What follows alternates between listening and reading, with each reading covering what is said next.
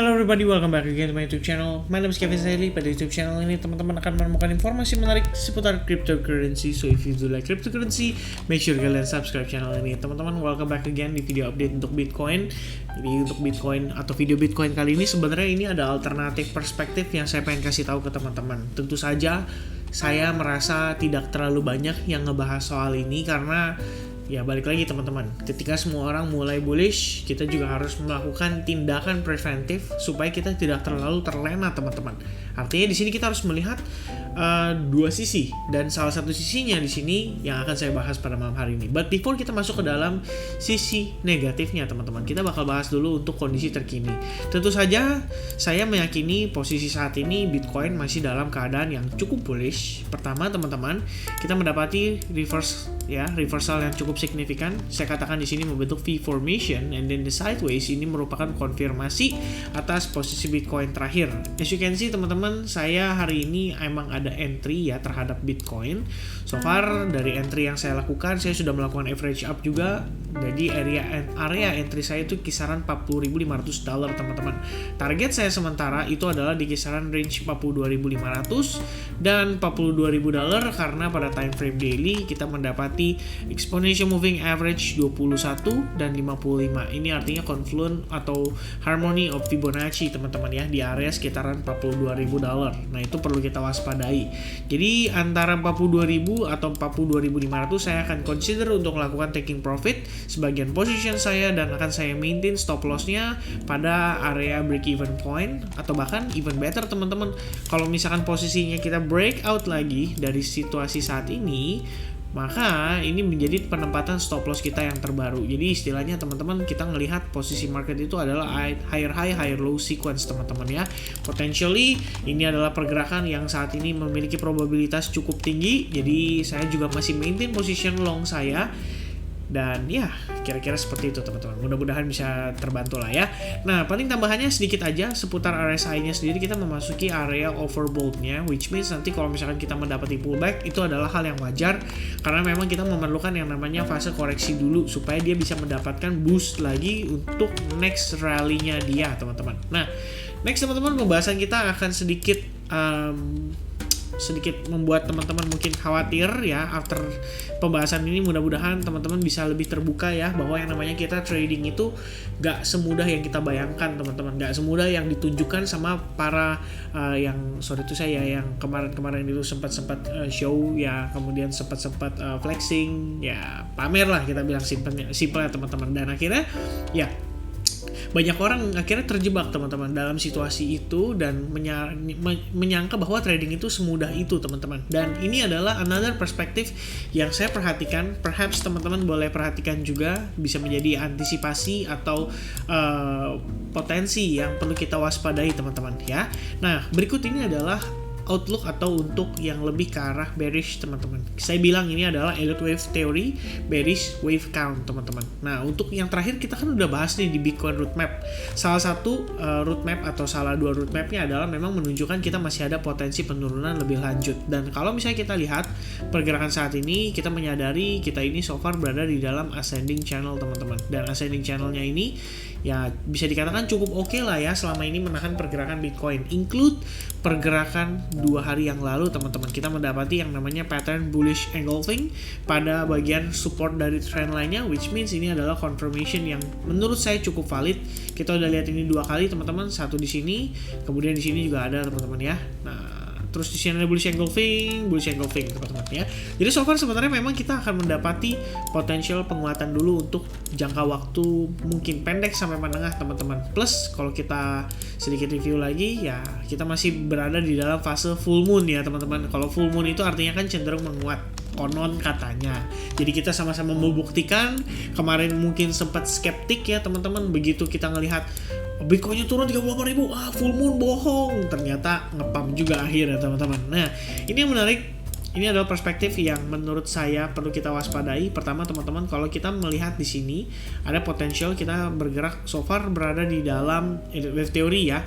Jadi ini adalah wave 4-nya, ini wave 5, wave 3-nya di sini teman-teman. Jadi I'm gonna fix it a little bit. So harusnya teman-teman situasi sekarang ini sorry. My bad teman-teman ya, my bad. So it's gonna be like this, wave 1, wave 2, and then potentially wave 3, and then kita menuju ke wave 4 dan sekarang ongoing wave 5. Nah, kenapa bisa wave 5? Pertama teman-teman masih ingat ya dengan salah satu skenario yang saya bahas tentang potensi terbentuknya flat regular corrective pattern, which means ABC corrective pattern secara big ya, maksudnya gambaran besarnya lebih kurang seperti ini teman-teman. Ini adalah ABC corrective pattern. Saya akan ganti menjadi grand super cycle supaya teman-teman lihat di sini lebih detail ya. Nah, sementara di bagian dalamnya kalau kita perhatikan teman-teman, ini ada indikasi kita membentuk yang namanya A, B, C corrective pattern ya.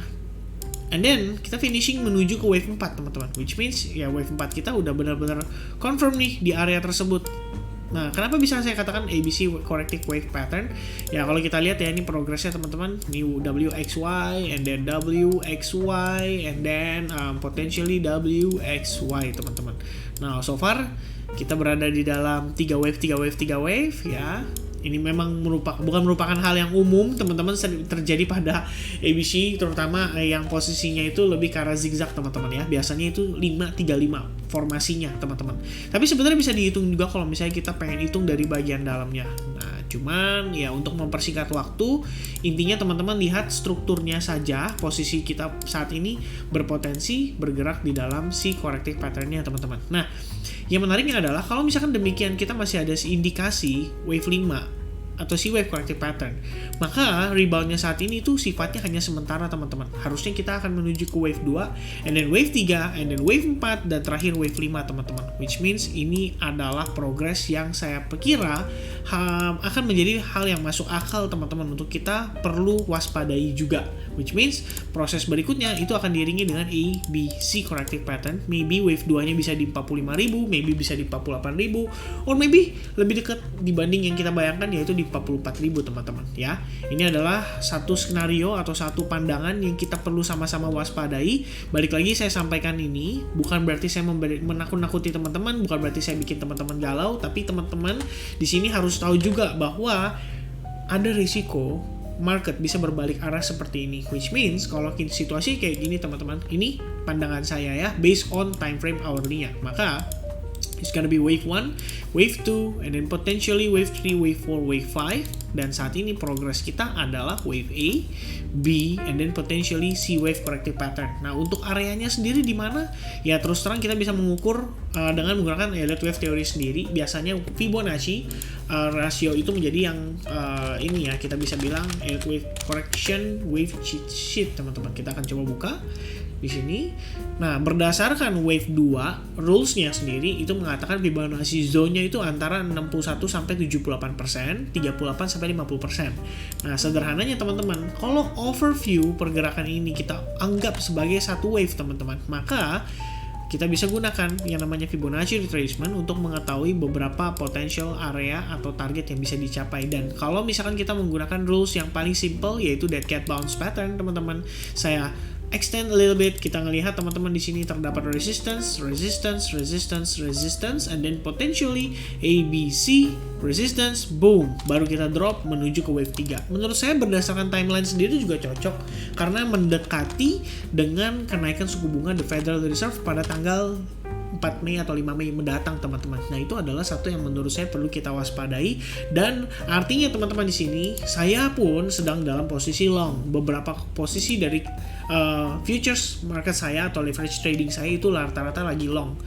Artinya teman-teman kalau misalkan Anda adalah salah satu orang yang melakukan long terhadap market saat ini, pay attention with this risk, which means maintain stop loss kalian, jaga stop loss kalian, jangan sampai ketika market berbalik arah kalian akhirnya nggak dapat apa-apa. Make sure kalian harus tahu timing terbaik untuk exit dari market ini, at least 50% portion. Kalau misalnya kalian masih yakin market masih bisa menguat, kalian exit dulu 50% and then maintain sisa posisinya dengan menggunakan stop loss. Lakukan trailing stop loss. Dan yang akan saya lakukan, ini sedikit berbagi tips teman-teman, balik lagi bukan financial advice, bukanlah suatu ajakan juga atau rekomendasi. Seandainya kita berhasil break ya, ini saya ulangi lagi yang pertama, seandainya kita berhasil break dari 41.700, saya akan gunakan kondisi market atau support terakhirnya di level ini sebagai penempatan stop loss saya yang baru, sehingga saya bisa ngantongin at least teman-teman udah dalam keadaan profit sekitar 0,96% lah ya. ya sisa 50%-nya teman-teman. Dan itu yang akan saya lakukan. So please teman-teman, sekali lagi saya remind bahwa ini bukanlah sebuah rekomendasi, bukan juga sebuah ajakan, bukan juga sebuah bukan juga sebuah ajang untuk menunjukkan bahwa kita ini yang the best atau gimana. Teman-teman, balik lagi, ini semua hanyalah analisis pribadi saya. So make sure teman-teman bijaksana lah dalam menggunakan informasi yang saya sampaikan di sini. Nah, dengan menggunakan data pada time frame daily, kita sudah lakukan penarikan teman-teman. Penarikan berarti profit ya. Amin.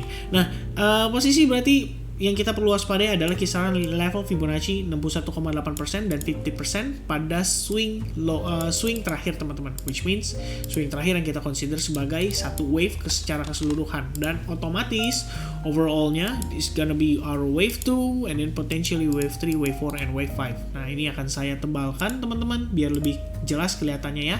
Saya akan jadi primary aja. Nah, lebih kurang begini teman-teman ya. Ini adalah alternatif perspektif, balik lagi bukan suatu upaya untuk menakuti teman-teman, untuk bikin teman-teman galau. Tapi kalau seandainya kita melihat market strukturnya nanti seperti ini. Nah, ini sebenarnya saya terus terang dilema teman-teman. Ini bisa aja menjadi wave 1 dan ini menjadi wave 2 and then potentially wave 3.